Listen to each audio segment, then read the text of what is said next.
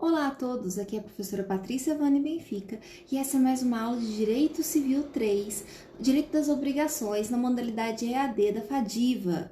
Vamos lá trabalhar? Trabalharemos hoje com obrigações quanto à sua classificação do sujeito, as obrigações solidárias. Pablo Glagiano, que é um escritor, ele escreve que a solidariedade existe quando, na mesma relação obrigacional, concorre uma pluralidade de credores, ou seja, tem vários credores no polo, quando também há uma pluralidade de devedores no outro polo. E no polo ativo, no polo dos credores, todos ali têm direito à dívida toda.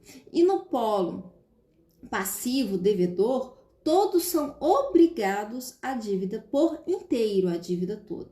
Ou seja, eu tenho uma única dívida, um único débito, mas eu tenho pluralidade de devedores ou pluralidade de credores ou os dois ao mesmo tempo. É isso que dispõe o 264 do Código Civil. Lá fala que, lá reza que a solidariedade, quando na mesma obrigação concorre mais de um credor ou mais de um devedor, cada um com direito ou obrigação à dívida toda.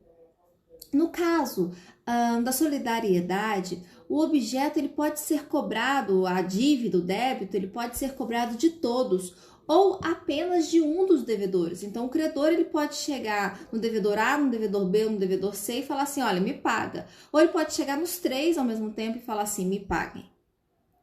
Ficando, claro, ressalvado o direito de regresso daquele devedor que pagou em relação aos demais devedores. Então, vamos dar um exemplo.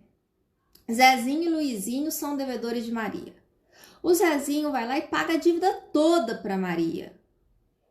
Então, o que ele pode fazer? Ele vai poder cobrar do Luizinho a cota parte, a parte que deveria ter sido paga pelo Luizinho. E nós vamos ver mais para frente, eu vou falar um pouquinho mais, que se presume que a dívida seja por inteiro, metade, né, para cada um ali dos devedores, ou dividido por igual. Então, resumindo, você tem pluralidade de sujeitos, pluralidade subjetiva e unicidade de crédito ou de débito. Cada um dos credores é, ao mesmo tempo, credor da dívida toda, tanto quanto os devedores o são, devedores da dívida toda. E o que liga os credores ou os devedores não é o objeto, mas o fato que eles buscam ao mesmo tempo a satisfação do crédito ou, no caso dos devedores, a exoneração da dívida. Então, todos os credores ali buscam satisfazer o seu crédito ao mesmo tempo e todos os devedores procuram se exonerar da dívida ao mesmo tempo.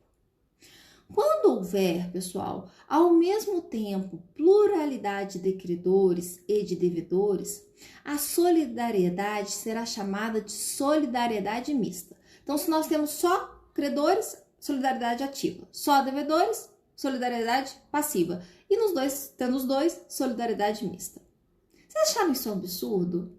É realmente um absurdo, gente. É uma situação que não é normal, é um fenômeno anômalo, anormal.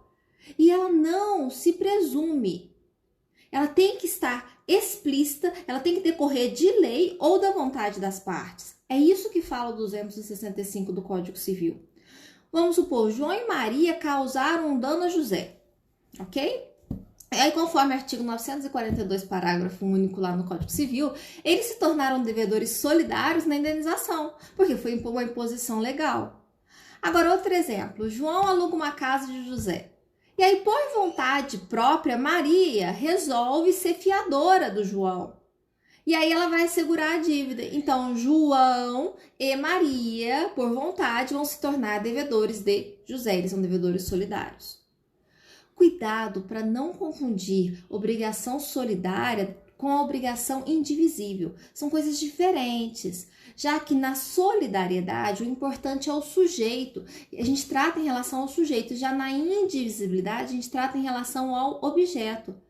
Há obrigações que são solidárias, que elas são indivisíveis. Sim, claro, dar um quadro, não tem jeito dos devedores dividir. Mas tem obrigações, como dar dinheiro, que são divisíveis e ainda assim podem ser solidárias.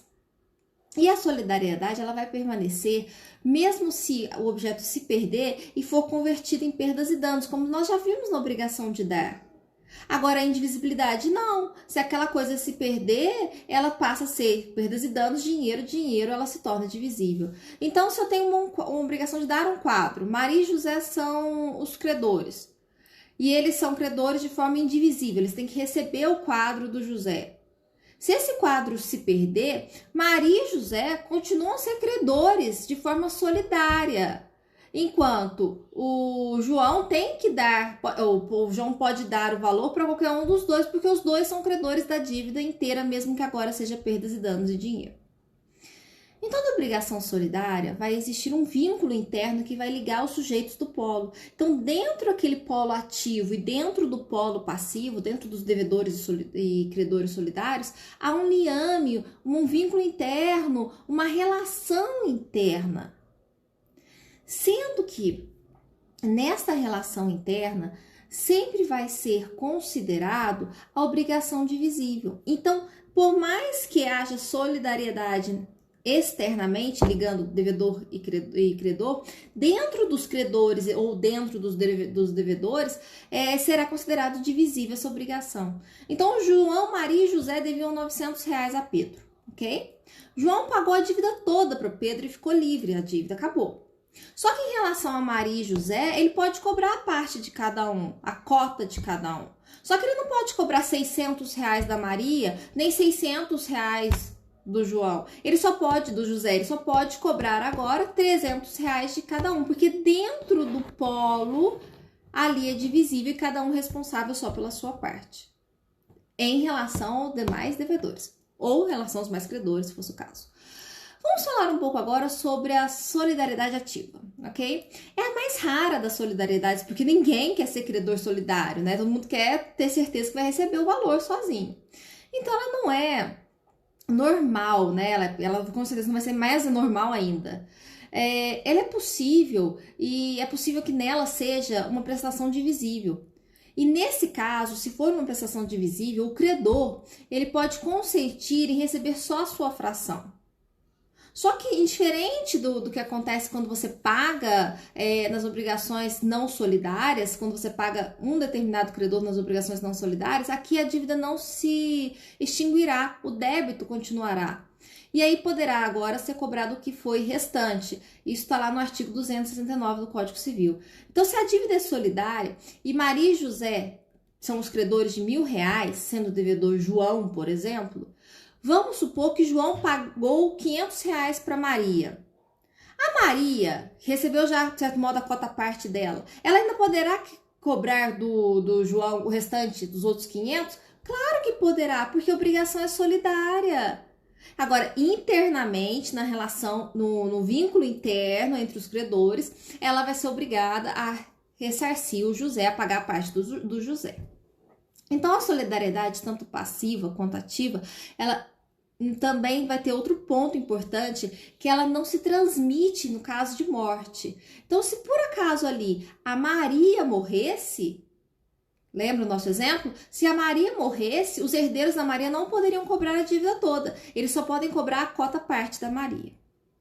Outro ponto interessante que a gente tem que tratar é o artigo 271 do Código Civil. Ele fala que a obrigação, mesmo que seja convertida em perdas e danos, ela continua solidária. Então, lembra no caso do quadro? Se o quadro se perder agora é perdas e danos, ainda vai continuar a solidariedade entre os credores. Gente, imagina agora que a Maria ressuscitou, tá? E ela perdoou a dívida toda do João. João estaria livre, mas a Maria, João está livre, né? No caso, agora João não tem mais dívida, mas a Maria vai ter que responder perante o José e falar assim: olha, José, eu perdoei o João pelas dívidas de R$1.000, mas eu vou ter que te pagar R$500, né? Do meu próprio bolso. Vai ter que pagar. O artigo 273 me fala que não pode o devedor opor ao credor solidário que exceções pessoais, defesas pessoais em relação à dívida E isso não vai influenciar nos demais credores, tá? E o julgamento contrário a um dos credores, ela não atinge os demais, mas o julgamento favorável, aquele que for favorável a um dos credores, vai sim atingir os demais se não se fundar nessa exceção pessoal, tá? É o artigo 274 que dispõe sobre isso. Só lembrando, gente, o que é exceção pessoal? A exceção pessoal é uma defesa processual, então, obrigatoriamente, nós já temos um processo, né? E essa exceção pessoal será aquela que diz respeito exclusivamente a um dos sujeitos da obrigação solidária. Então, Maria e João são devedores de José, mas aí a Maria também é credora de José ao mesmo tempo. Então, essa é uma exceção pessoal. Já na solidariedade passiva, haverá pluralidade de devedores, como eu falei, né? E cada um desses devedores são obrigados pela dívida toda. Assim, o credor vai ter o direito de exigir de qualquer um dos codevedores a dívida, seja ela parte ou inteira, tá? Se divisível a prestação. É óbvio, né? Porque não dá para você pegar um pedaço do quadro. Se for R$1.000, dá para você pedir a dívida toda ou só uma parte. É isso que está disposto lá no artigo 275 do Código Civil, na sua primeira parte lá. O pagamento parcial e a remissão, mesma coisa, remissão com 2 S, parcial, aproveita todos os devedores pelo valor pago ou perdoado. É isso que fala o 277 do Código Civil. Então, os devedores, eles continuam obrigados individualmente pelo restante da dívida, tá? Então, se eu tinha uma dívida de R$1.000, perdoei R$300, todo mundo tá perdoado em R$300, mas todo mundo ainda continua obrigado por 700.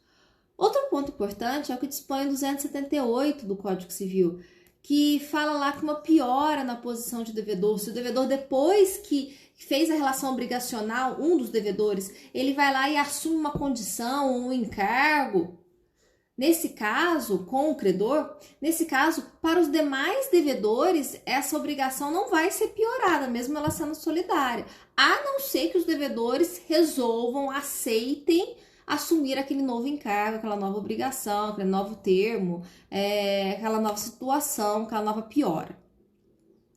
O que acontece quando a prestação se torna impossível, gente? Caso a prestação se torne impossível por culpa de um por culpa de um dos devedores solidários, então eu tenho 3 devedores e aí o quadro se perdeu porque um devedor não teve o cuidado, então ele agiu com culpa. Nesse caso, todos são obrigados a indenizar o credor, tá? A indenização equivalente, todos são obrigados. Agora, a perdas e danos só vai ser paga pelo devedor culpado, é o que diz o artigo 279 do Código Civil. No caso de juros e multa, todos são obrigados, todos os devedores respondem pelo caso pela situação de juros e multa, se tiver. Só que se esse juros e multa ocorreu por culpa de um dos devedores, aqui também os demais devedores poderão pedir ressarcimento a este devedor que deu causa à mora ou o atraso. E um outro ponto, acho que quase finalizando, a renúncia à solidariedade pode ocorrer pelo fato do credor fazer a renúncia à solidariedade pode ocorrer, o credor decide renunciar a isso, ele renuncia a essa solidariedade dos devedores. Então, se havia um credor e 3 devedores, por exemplo, e o credor libera A da solidariedade, ele pode.